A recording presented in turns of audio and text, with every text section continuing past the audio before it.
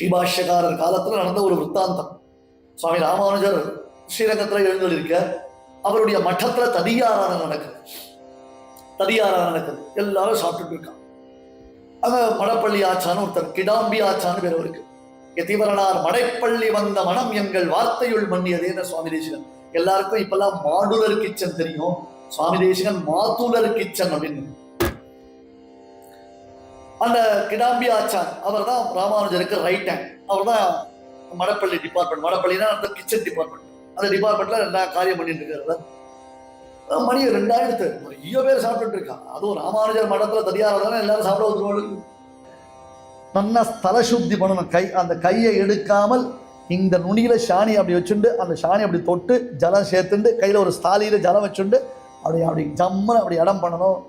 இலையை சேர்க்கணும், அப்புறம் பழம் சக்கரை சேர்க்கணும். அவள் உட்கார்ந்த பிறகு பிரசாரத்தை பரிமாறணும். பிரசாரத்தில் கை வைக்கக்கூடாது. அப்புறம் நெய் சேர்க்கணும். அப்புறம் அவள் பரிசேஷனம் பண்ண உடனே எல்லாருக்கும் பெருமாள் தீர்த்து எடுக்கணும். அவள் ஹஸ்தோதகம்னு இலையினுடைய நுனியை அப்படி பிடிச்சிக்கணும். ஒரே சமயத்தில் அத்தனை பேருக்கும் பெருமாள் தீர்த்து எடுக்கணும். ஒரே சமயத்தில் எல்லாரும் சாப்பிட்டு பிராணாகுதி பண்ணணும். பிராணாகுதி முடிஞ்ச உடனே திருப்பி இந்த கையினுடைய நுனியை அப்படி இலையை அப்படி அலம்பிக்கணும். யார் சொல்லி கொடுக்கறது, யார் சொல்லிக்க போறா, யார் பார்க்க போறா? இப்போ என்ன நடக்கிறது? இத்தனை காரியங்கள் பண்ணணும். ஒரு ததியாராதனைனா இத்தனை காரியங்கள் பண்ணணும். ததிய ஆராதனைக்கு வந்தா என்ன பண்ணானா, ஸ்தல சுத்தி பண்ணினாளா, இலைய சரியா சேர்த்தாளா, பழஞ்சக்கரை சேர்த்தாளா, எல்லாருக்கும் பெருமாள் தீர்த்த சேர்த்தாளா, அப்படின்னு இத்தனை ப்ராசஸ் இருக்கு, இத்தனை ப்ரொசீஜர் இருக்கு. அந்த ப்ரொசீஜர் பிரகாரம் நடந்ததான்னு கேள்வி அதுக்கு அர்த்தம். இப்போ பாருங்க, ராமானுஜருடைய சபையில அவருடைய மட்டத்துல இப்படி ததியாரம் நடக்கிறதா, அதுவும் கார்த்தால இந்த பட்னி நடுநடுல போய் காபி சாப்பிட்டு வருவாளா? ராமானுஜருக்கு ரைட் ஹேண்டா இருக்கிறவர் எவ்வளவு ஆச்சாரமா இருப்பார்.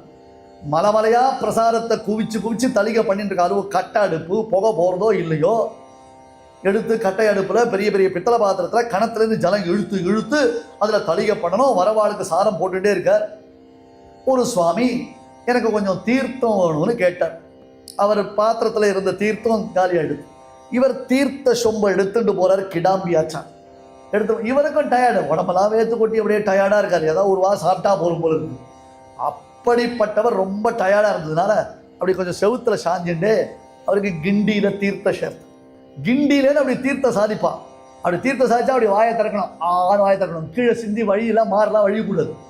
அப்படி வாயை திறந்தாலாம் கலக்கணும். அப்படி தீர்த்த சாப்பிடணும், நிறுத்தாம சாப்பிடணும்.